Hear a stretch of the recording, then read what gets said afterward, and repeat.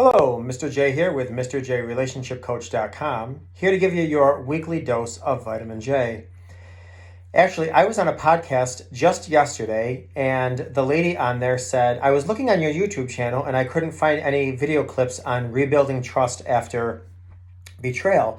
And I almost laughed. In fact, I think I did, because I said that's pretty much all that's on my YouTube channel. But I told her, I gave her my word that I would upload another video. That way it's fresh and she can check it out. So I'm here to just basically quickly talk about some tips and techniques and things to think about and do with building trust after betrayal.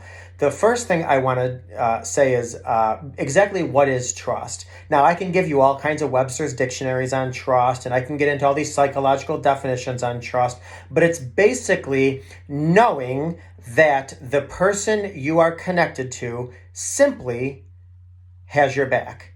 That's it.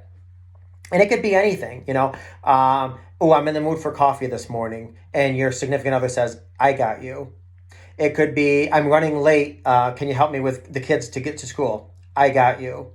It could be, I was sick and I only worked a few days last month. I'm going to be short on my share of the bill money. I got you. If you split bills, whatever. And certainly staying faithful.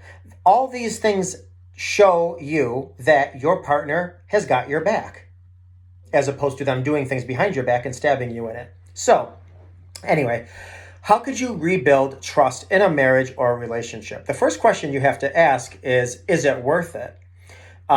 Because, the act might not be worth it. Or maybe it is. Maybe you want to stay because of kids. And now be very careful. You just don't stay because of kids, period. You have to really analyze the complexities of staying with kids, because kids would much rather be from a broken home than live in one. At the same token, you don't want to take your kids from one war zone into another. If you're going to have to take them to a bad side of town, away from their friends, away from, yada, yada, yada. So, so you have to first ask yourself, is it worth it?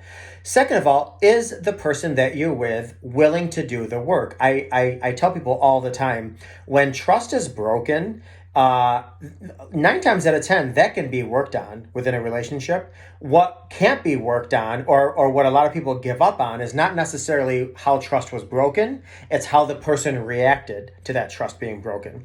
So if you are confronting your spouse, and your spouse is, deeply remorseful, and I'm so very sorry, and I never meant to hurt you, and what can I do to earn your trust back, and I'll do anything, and they mean it, and their words align with their actions and behavior, okay, now you have a relationship problem that you can work through together.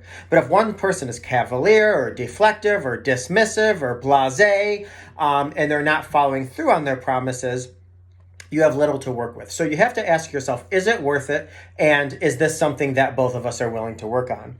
Now, to work on rebuilding marital trust, actions have to match behavior. And that's everything down to, and I believe I used this in a vitamin J a couple of weeks ago, actually, is everything has to, your action has to match words. So if you tell somebody you're going to put the toilet down when you go to the bathroom, the toilet seat, you need to put the toilet seat down when you go to the bathroom. Because if not, and your partner walks in and the toilet seat's up, that's going to trigger within them a physiological response as, my partner's not being honest, my partner's not being safe, I don't feel safe.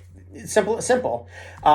Putting the toothpaste cap on the toothpaste, getting bread or milk on the way home. If you promise that you're going to get bread or milk on the way home and you don't, you just triggered a physiological response to the bigger trauma that caused the explosion in your relationship. Focus on connection in your relationship. If you have an extra 10 minutes a day, an extra 20 minutes a day, focus on the connection. I understand that today, in this day and age, we're busy with our volunteering, we're busy with our kids, we're busy with work, we're busy in church, we're stretched thin. I get that. But if you're not going to show the person that you're with that they're a priority, they're not going to feel safe emotionally or otherwise. So focus on connection. Be able to apologize. Be able to apologize not only initially remorsefully, but throughout the healing process. If you do small things, such as forgetting milk at the store, make sure that you apologize. Again, I want to stress, you got to be honest and you got to be consistent. You got to be consistently honest. Show respect to your partner. These little things build trust. Would you please pass me the salt? Thank you. You wouldn't think that builds trust, but it does. Show common decency, common fundamental respect to your partner. And the last thing that I'll say is negotiate your non-negotiables. Obviously, we all have non-negotiables. And you might be watching this video saying, well, my non-negotiable was betrayal and they betrayed me. I understand that. But for whatever reason, if you're reflecting, reassessing, you're staying with it, you're trying to reconcile, you're moving forward. And even if you don't, you might have to co-parent. So you might want to build a certain amount of trust just so you can simply co-parent. But anyways, negotiate your non-negotiables. So let's just say one person's non-negotiables are safety, and another person's not a non-negotiable but a flexible non-negotiable is, let's say, fun. Okay, fine. The person that's non-negotiable of safety, they're not going to concede to the person that's fun, but can you bring them two together? So I'll tell you what, let's do something that's both safe and fun. So, negotiate your non-negotiables.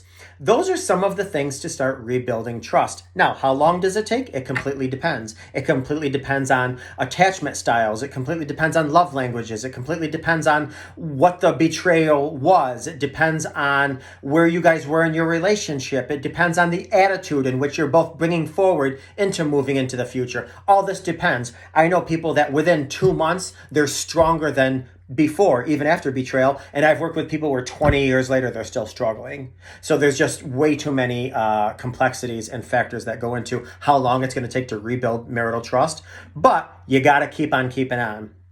There's going to be times where you're triggered, where you're thinking twice, whatever. You just simply got to keep on keeping on. If you have any thoughts on vitamin J's that you'd like me to do, I'm thrilled to do them. Just shoot me an email or leave a comment here. As always, I appreciate your time. Feel free to share this video with somebody who might need this information. And until next week, take care of yourself and others.